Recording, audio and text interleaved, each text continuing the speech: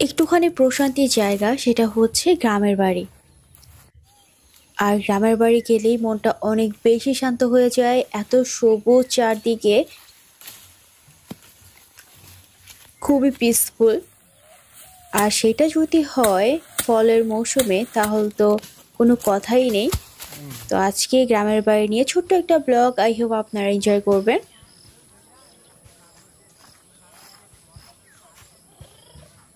যেহেতু এখন ধানের সময়, মানে ধান কাটার সময়, তো সেটা কেটেও ফেলেছে।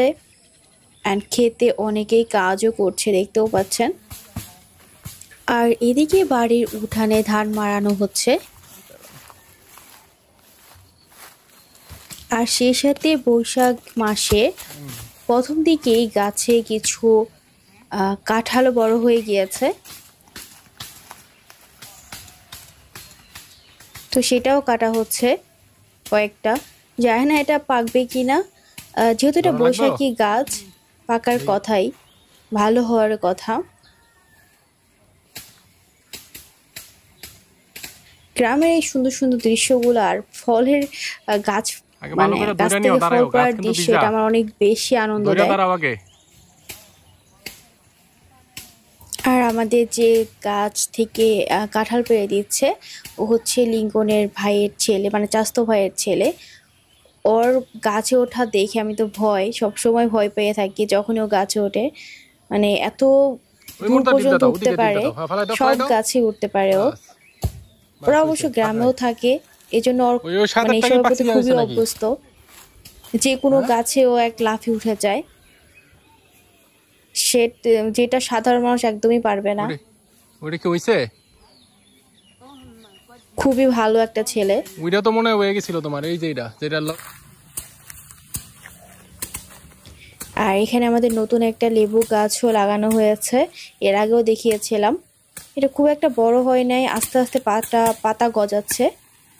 অ্যান্ড ছোট্ট একটা লেবুও ধরেছে, অ্যাজ ইউ ক্যান সি, একদমই ছোট্ট।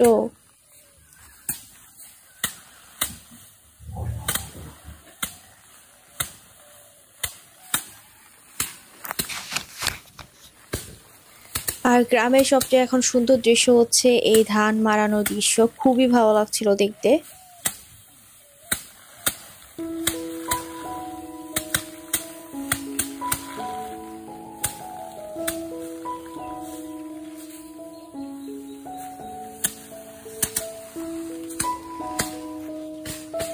এই আব্দুল্লাহ কাকা, আসো।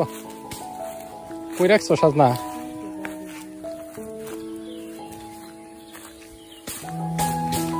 গাছে আম আছে নাকি কোনো গাছে?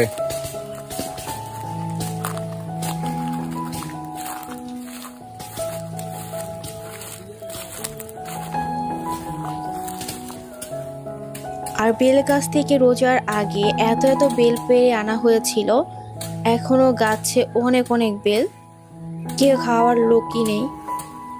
আর এখানে উঠানে কত কত ধান রোদ দেওয়া হয়েছে। ধান অবশ্য এগুলো আমাদের না, বাড়িতে যারা থাকে চাচারা তাদের। আর এখানে এক লাইনে 3-4টা আমি কাঁঠাল গাছ লাগানো হয়েছিল, সেখান থেকে মাত্র একটা কাঁঠাল গাছ বেঁচেছে। এটা বড় হলেই হয়। আর বাড়িতে এত এত আম গাছ, বাট দুঃখের বিষয় হচ্ছে কোনো গাছে নাকি এবার আম নেই। আর আম না থাকারই কথা, কেননা কতদিন আগে এত শিলাবৃষ্টি পড়েছে, মানে এরকম শিলাবৃষ্টি আমি কখনোই দেখি নাই। বড় বড় একটা পাথরের টুকরার মতো, মানে বড় পাথরের টুকরো যেরকম হয় ওরকম, মানে সব গাছের যে গুটি ছিল আমের সব পড়ে গিয়েছে, কোনো গাছে আম নেই। খুবই মানে একটা একটা করে খুঁজে খুঁজে সবগুলো গাছ থেকে মানে কয়টা আম পাড়া হয়েছে সেটাও আমি বলবো।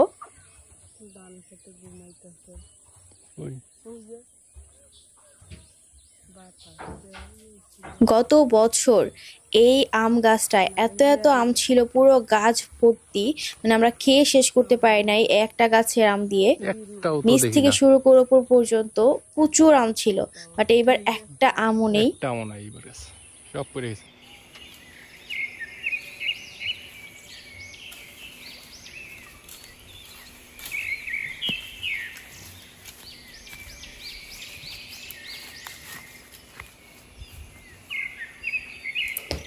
তা আমার হলো দেশি, যে একদম পিওর দেশি, ওই আম্রপালি না বা হিমসাগরও না, একদম একদম কাঁচা ছোট। পিওর দেশি যে আমগুলো আছে ওগুলো মাখা খেতে খুবই ভালো লাগে। আর বাজারে তো নর্মালি ওই আম্রপালি বা অন্যান্য ওইটা যে পাওয়া যাবে না ছোট আমগুলো আম। আছে, ফ্লেভার নেই, কিচ্ছু নেই, জাস্ট শুধু চুকা, ওইটা পাওয়া যায় বেশিরভাগই।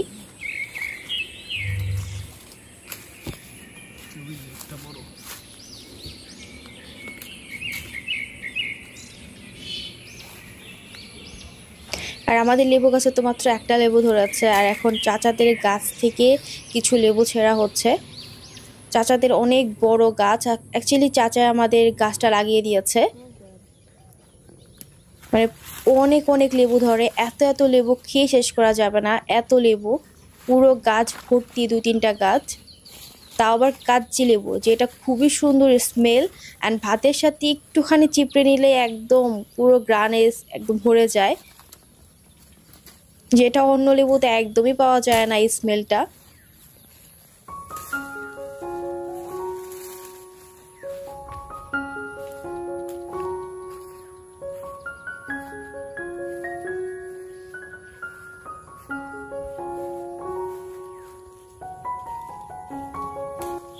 আর এখানে 4-5টা বান্ডেল হচ্ছে শুধু সাজনাই রয়েছে, গাছ থেকে পাড়া হয়েছে। তো এই হলো আজকে সম্পূর্ণ video. Thanks for watching, bye bye, take care, আল্লাহ হাফেজ।